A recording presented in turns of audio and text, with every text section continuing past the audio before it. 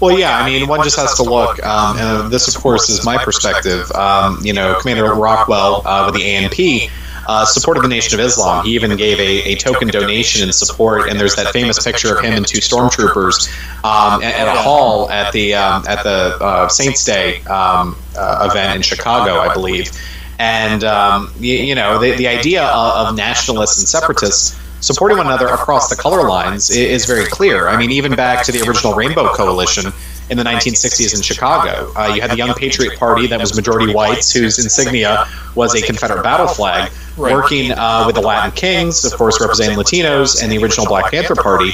That there is a lot of cross-color solidarity that can exist, where nationalists want to be able to take care of their own and then address together overall problems of economic or social injustice that affect all of our communities. So, a black community organizer and myself can address that there is injustice with the police system or the for-profit bail system or private prisons and all that, and we can support our own communities without losing our identity while supporting one another and addressing these issues.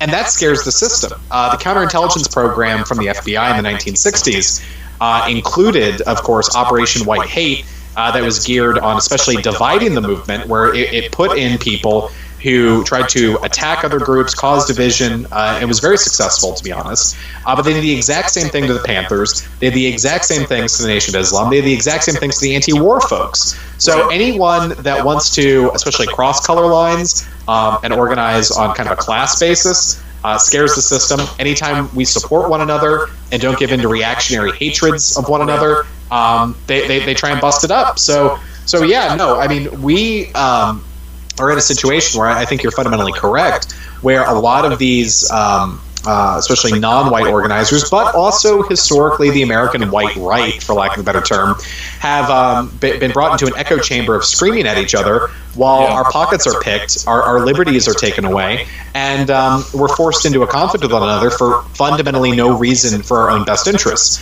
So we unplug ourselves from that and try and find common ground. That's what really is a danger to the system, and that's why they'll do everything they possibly can to reinforce reactionary race hatred of blacks against whites, whites against blacks, Latino immigrants versus white working class Americans, instead of addressing the real problems caused by the elites and the capitalist class.